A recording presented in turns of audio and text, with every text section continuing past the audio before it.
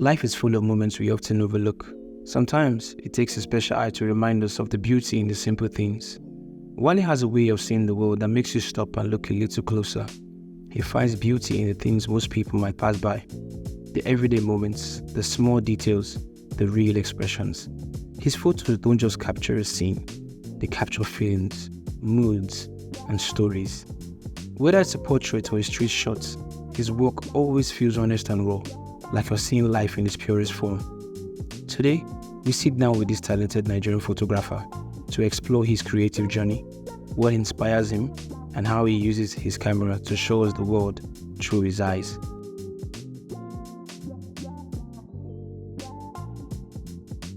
So, can we know you? What's the name? What do you do? My name is, first off, like, it's an honor to be here to my brother. I really appreciate this. I can't lie. Thank you so much, man. My name is Wale Adebisi Adewale. You all know me as Wale Adebisi. I'm a photographer and a visual sociologist based in Lagos, Nigeria, and I'm from Osun State.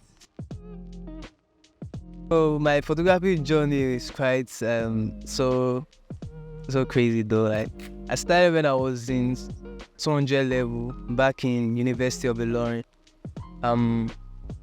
One of the things that made me fall in love with photography was sociology, the love for the course, the quest to interpret social reality into for the photographic idea. That was like the concept in my head then. And then I started as a mobile photographer. I used to use my phone then. I remember one of the experiences I had with photography then was our school, then they used to give us one tablet. So I think I started with that tablet. I went to do one photo walk around the street of Osogbo then after that, I started conceptualizing the shot. Anytime I leave home, I used to give myself an assignment of taking, I think, about 10 pictures in a day, proper street photography. But it's not just any kind of picture. There'll be a scenario where when I go home, I'll sit down and analyze the picture, and I'll write a quote that fits that perfect picture. I'll write it on it. Yeah. I continued doing it every day. Then I fell in love with the craft. So I feel like when I was in school, I already fell in love with the craft.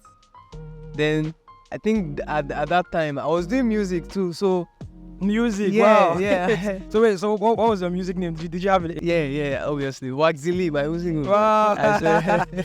No, did you ever release any song? Yeah, I have an EP Seriously? on Audio Mark. Wow. Okay, we'll get back to that later. As you were saying.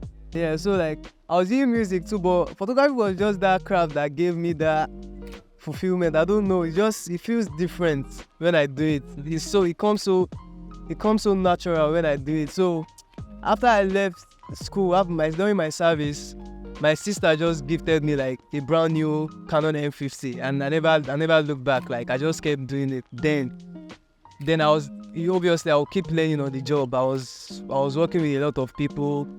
Started working with photography. I started working with video directors. Big shout out to Kames. He was the first person that gave me my BTS gig, and from there I just went all in. I feel photography to me is life. It's our reality. Let me put it like that, because the world is an artistic space, and for every moment we live, for every experience we have, there is something artistic to it. And I think the only thing that used to capture this moment is photography. True. You understand? So for me, it's very, very important. That's why as a photographer, I don't think I can box myself into one genre of photography. I document anything that is pleasing to me, that I feel this thing is artistic. I'll just pick up my camera and take the picture and edit it. And because eventually, when you even sometimes it might not even make sense to you, then when you get home and look at the picture, then you can now bring a lot of meaning from the picture. You get? So I feel it's not just a craft for me. It's an instrument of social change. It's part of our human experience. It's a way to tell our stories, the current status quo, what is happening. I think because of my love for sociology, I really wanted to be a documentary photographer.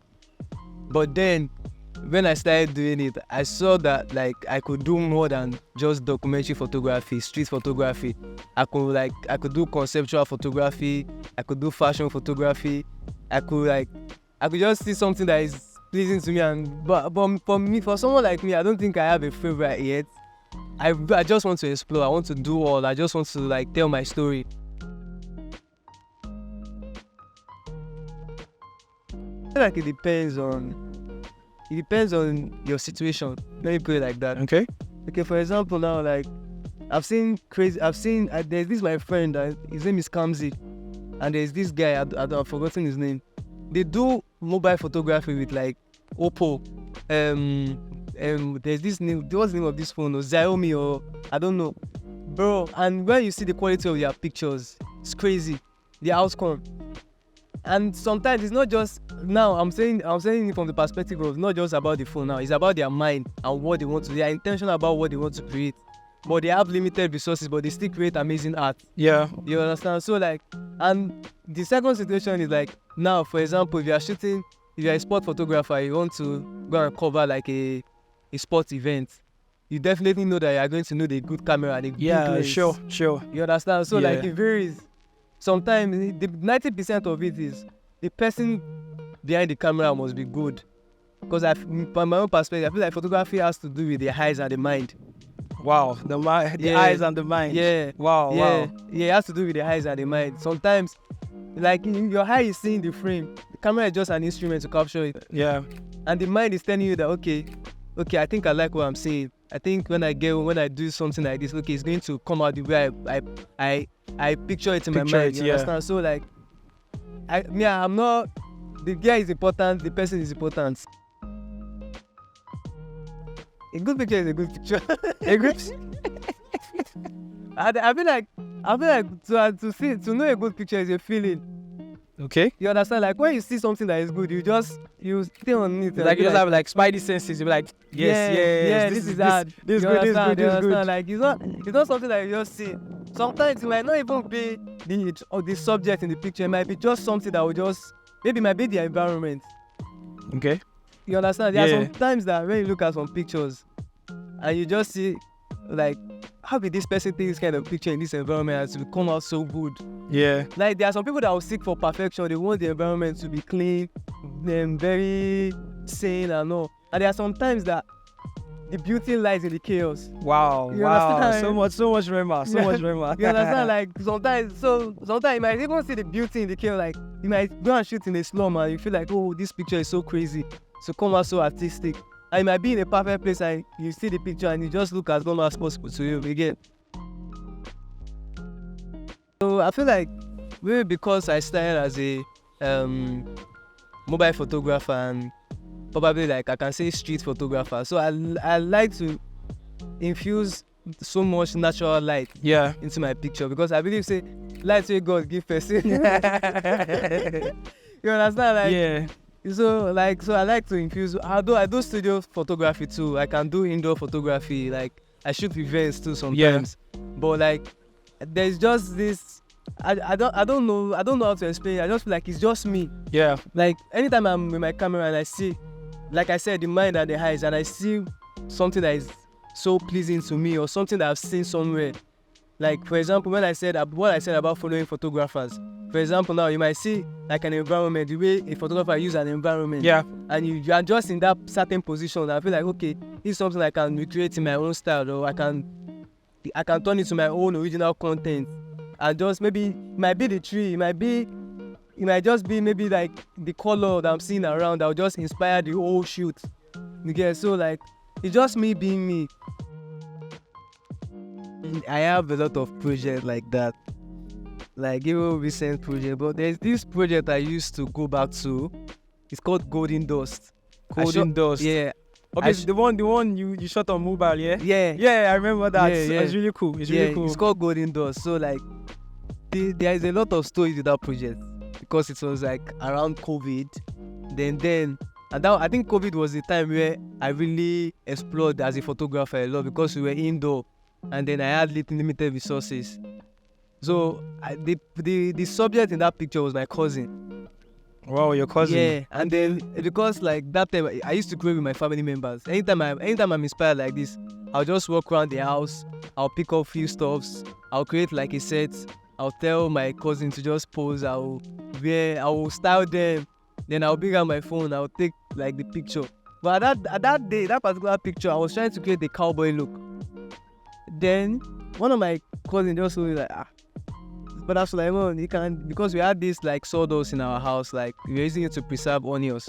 So it was like, why can't we just, because the sawdust, the color of the sawdust was the exact same color of the outfit. But I'm like, let's just try and pour this thing on this guy's face. Let's see the outcome. I was like, let's try it now. And then all of a sudden, he just poured that picture, that sawdust. And the way I captured it, so anytime anybody asks me like, what was my favorite picture ever? I know I have a lot of good ones actually, but that particular picture used to stand out. And because it's not just about the picture, the process, creating it with my family, like the originality was there. We're not trying to overdo, we're not trying to overthink, we're just vibing and we created magic. I feel like the first question I'll ask myself if I was an upcoming photographer is like, why am I doing it? Like, am I doing it for fun or am I doing it am I doing it because another person is doing it? You get, so like, if you are doing it because you really want to do it, you have to, first thing first, you have to be passionate about it if you want to really understand and know the craft. Because when you are passionate about it, you go any length to like understand the craft and to understand the uniqueness of what photography can bring you, or like what you can do it as a photographer. You get me? So like that's the first thing first. The first advice I'll give any upcoming photographer is like, if you have first passion, then the second advice I'll give them is don't overthink too much.